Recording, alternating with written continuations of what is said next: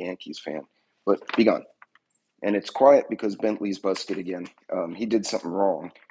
So we should have a peaceful morning.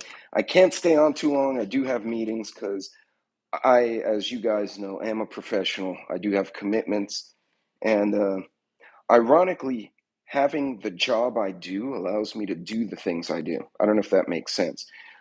Being able to be an engineer, be a business person, be involved in this stuff makes me privy to information that a lot of people in public don't know about or can't find, even though it's technically public information.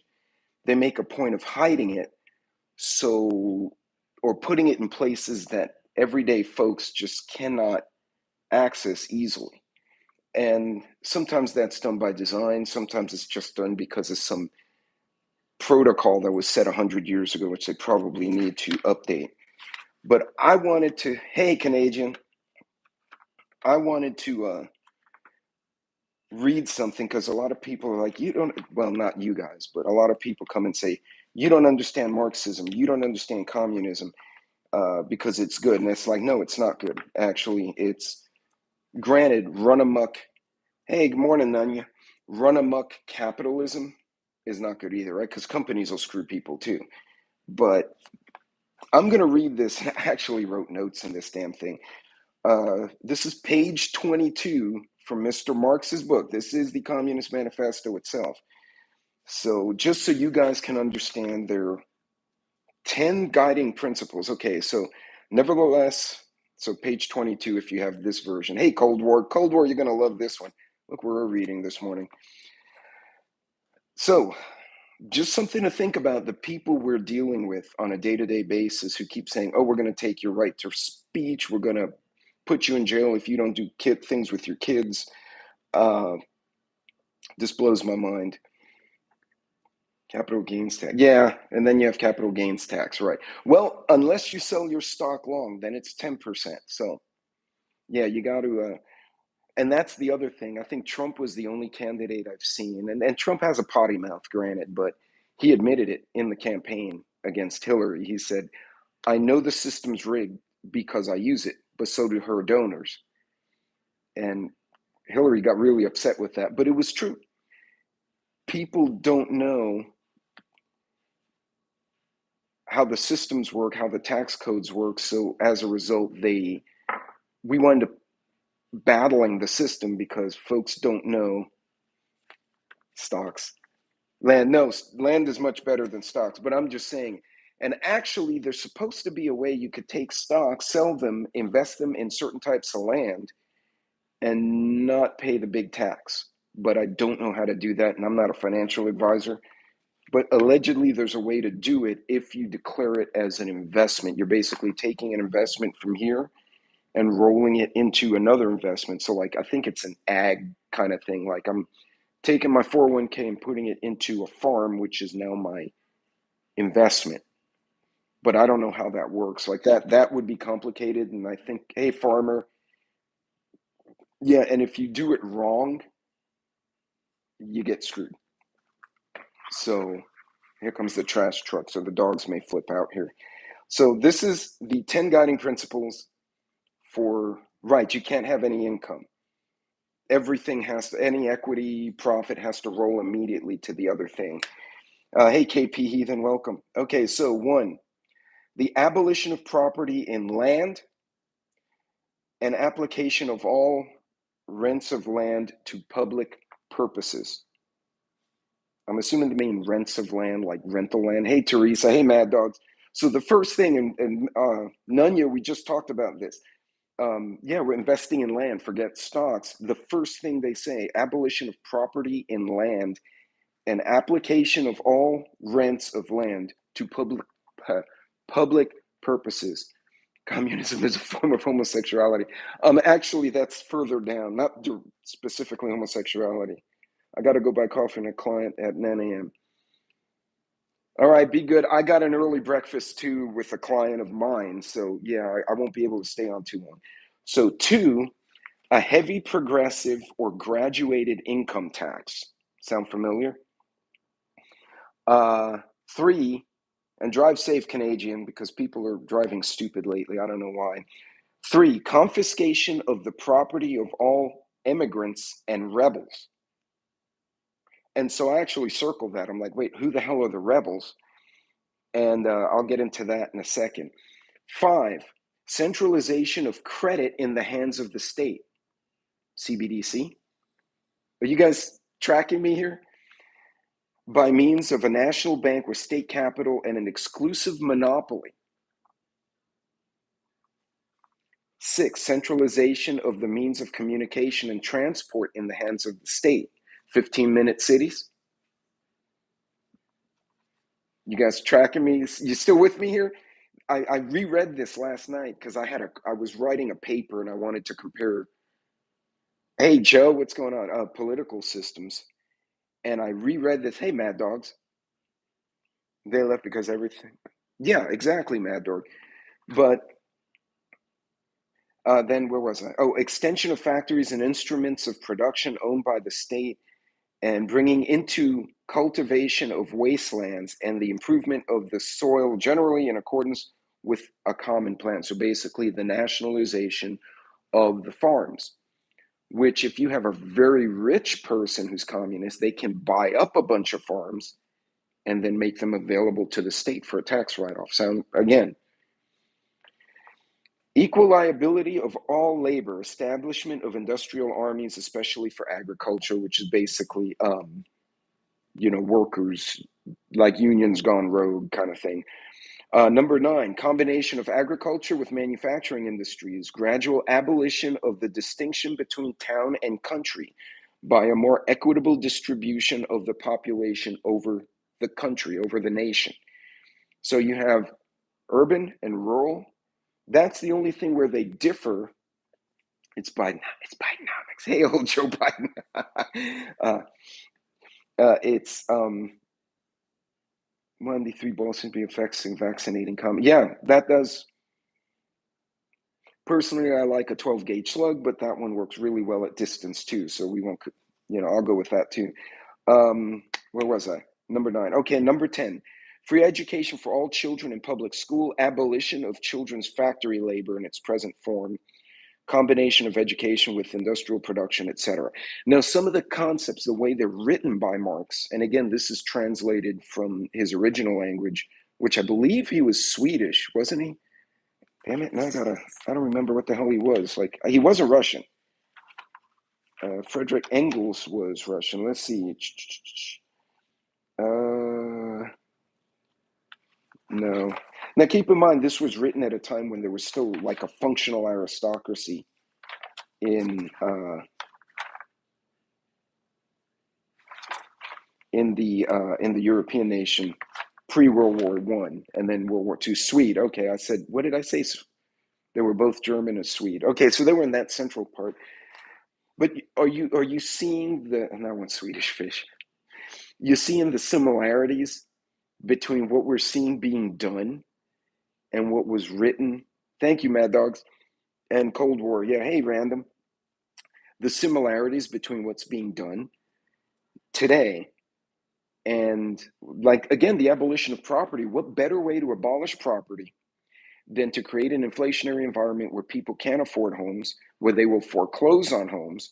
The banks then own them. Then you create a central bank, and now the central bank owns all the homes, aka or i.e., the government owns the homes. Is it really a stretch? We're 6 million homes short in the economy right now because people like myself, I have a good interest rate. Why do I want to upgrade my house? If I have a good interest rate, I can afford any payments. Why do I leave? Right? I have equity here. I'll stay here. Right? If anything, if I have to leave, I can sell, take my equity and buy something somewhere else, smaller or whatever. So new people coming into the housing market can't find a home because nobody wants to move. Because if you're already locked in, why do anything? The government owns. Well, Mad Dog, exactly my point. And notice the first thing they say: abolition of property and land and application of all rents and lands to public purposes. Basically, the first thing they do is take away your right to have any property. You can't mortgage it, you can't rent it, They assign you the housing. And you saw how well that worked in the USSR. I want to go back to 4, though. Confiscation of the property of all immigrants, and they use E, not immigrants, immigrants, and rebels. And I'm not sure what the context is for the immigrants. If they're saying if they come to the country, we're going to take their shit. Yes, Nunya, they got clobbered. So my wife was a realtor in Houston during the crash in '08, and she kept telling people, do not take an adjustable rate loan. If you do, you're going to get killed. If something happens, and this was before '08, right? So like '06, '07, she was telling them, unless you absolutely have to, absolutely get a fixed rate. It's going to cost more up front, but you're protected on the back end. And the protection is more than worth the extra payment up front on the monthly mortgage. And people are like, no, no, no. And she said, well, if you go ARM, you need to refinance. The minute you hear the year mark, refinance immediately. Thank you, Cold War. Was a German-born philosopher, economist, political theorist, historian, sociologist, revolutionary socialist. Thank you. I actually sold out. I'm assuming you mean adjustable rate mortgages, but you guys understand. Hey, random. If anyone I missed in the chat, but you see how that starts is they take the land and the abolition of all rights of inheritance. Now, again, he was writing that in the context of an aristocracy, but basically their approach is, well, you're a, if I have assets, I pass away, I have a will that says, okay, my kids get X, and then they distribute. I can't do that under this. Now, what I find interesting, part 4, confiscation of property of all immigrants and rebels. Wait, hold on. Arms just back end your interest, you end up owing more and more. Yeah, exactly. And then if the prime interest rates go up, the Fed rates go up, you just get killed. So we did the calculations. We took like an even number, $300,000 house, right? Just generic. And thank you, Cold War. That's phenomenal. That's phenomenal info. I'm trying to click things here.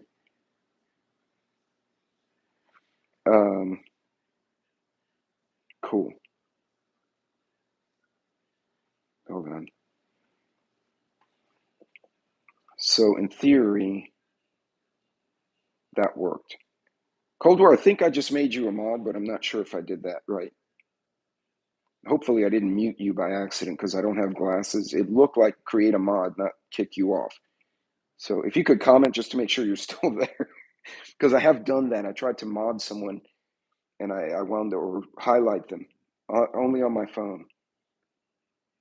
What? Coffee, what happened?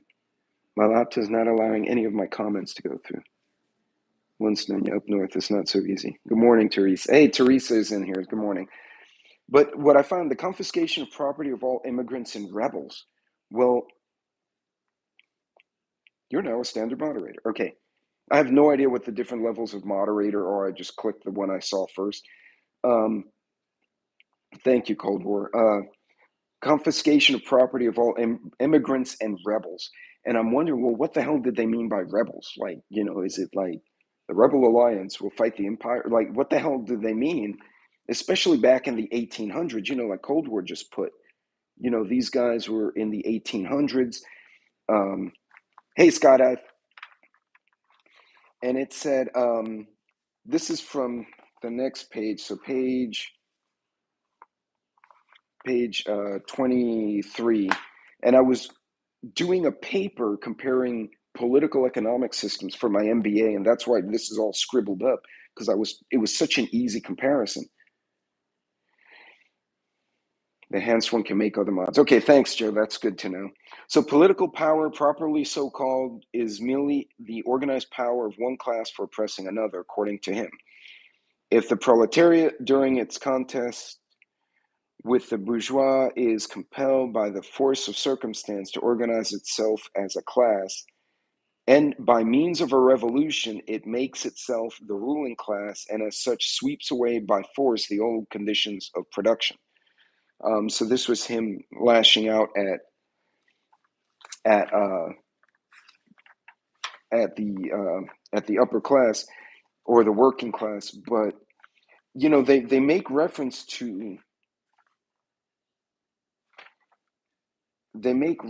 to rebels, and basically what rebels are anyone who doesn't comply.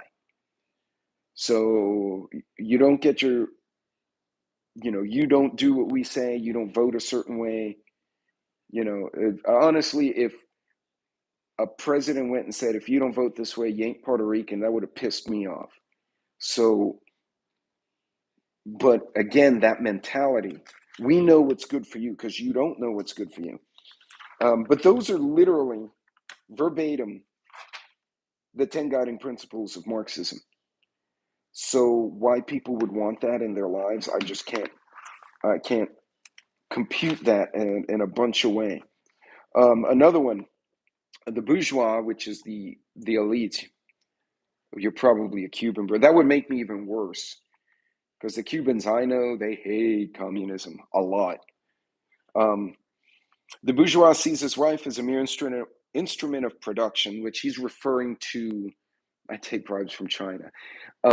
He's referring to the aristocracy, that the wife would create children so they could keep their wealth.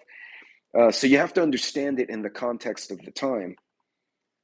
And kill Lenin, but they didn't. No, what they did, they sent Lenin to Russia to screw up the Tsar and created the USSR indirectly, who then came and kicked their ass, 20 years later during World War II.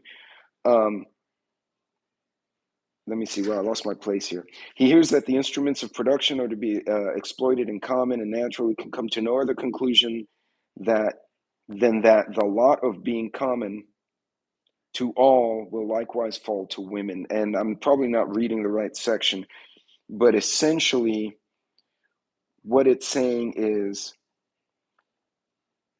there will be no marriage, right? All children will be raised by the state, going back to the public school thing. Right, exactly. And then Lenin created the USSR, which I don't think Germany thought that far ahead. They got rid of one problem and created a worse one. But essentially, what they're saying here is we're going to abolish your right to own land, which means if you're a farmer, a homesteader, just a girl or a guy living in a subdivision, or you bought your little condo somewhere, nope. The government, they're come on, man, they're all out of kids. So they don't account, honestly, they don't account for the fact that people want to improve their point in life, right? If I'm pulling the late hours, one wants to be compensated, right? If you work twice as hard as the other guy and he's a schlep, you'd want your compensation or your benefits to reflect the effort. So, kids, it takes a village. Hillary Clinton. So the phrase "it takes a village," they took an old adage about a community making sure the kids stay between the buoys and converted it into something along these lines. So I wanted to read that this morning because just to give you guys something to think about, because what we're seeing now, the land grabs, right? Very rich people who want to control folks. Abolition of property, first thing they mention. Progressive and heavy taxing. This is the current philosophy. Abolishing inheritance. The confiscation of property of immigrants and rebels. Again, I'm struggling with the rebels. Centralization of communication, right? How many of you guys, how many of us, me, creators, even just people in the chat, got wound up getting censored, put in YouTube jail, Instagram jail, something like that, Twitter jail, because we said the wrong things. A sitting president was kicked off Twitter. Now, granted, he was being obnoxious, but still, they're controlling it behind these companies. So when Elon went and bought Twitter, whatever now it's called X or whatever he's doing with it, that freaked people out because now they no longer had control of all the communication. So when I get a strike, I feel cheated. is Mayberry. YouTube makes me Otis. But I just wanted to give you guys something to think about, right? The philosophy we're seeing in our country right now, in our leadership, you want to take people's houses. Well, I mean, you can burn the whole damn city down like happened in Hawaii, which I hope that was just incompetence. But Bolshevik Party 1905 was part of the Stetsy in Leningrad. He started a revolt on the cruiser Aurora. Right. So yeah, and what Germany did, they were trying to do with the Tsar. They're like, I can't fight the Tsar and the Europe and the French and English at the same time. So I'm going to put Lenin in Russia, and he can go screw up the Tsar. But then, by the way, those of you who read Animal Farm and Cold War, correct me if I'm wrong, but Lenin was the old major, Napoleon was Stalin, and Trotsky was Snowflake of the three pigs, because old major died, which was Lenin. Then Stalin ran Trotsky off and sent the dogs after him symbolically in the book. And Trotsky wound up in Argentina where they killed him with a hatchet or something. They eventually got him. So 100% correct. All right, thank you. If I remembered that book correctly. So just understand this is the goal here, is to control communication, control the land, control the banks, and then you control the people with cheap booze and surplus. Yeah. That this service is currently unavailable. Wait, what service is unavailable? That's weird.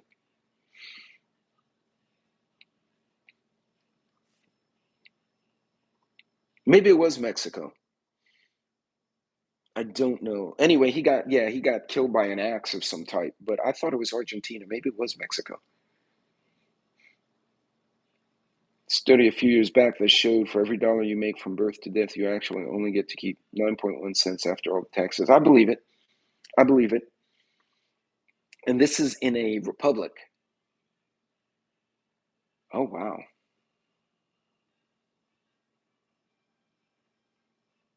I think Joe is correct. Okay.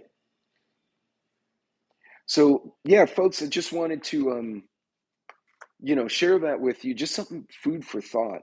I'm going to actually be taking like a little holiday from YouTube and everything during Labor Day, uh, between work, grad school, and trying to keep up the channel. And my brain's kind of become foggy. So I'm like, all right, I'm going to chill for a few days. Might make a couple of trips we haven't decided yet.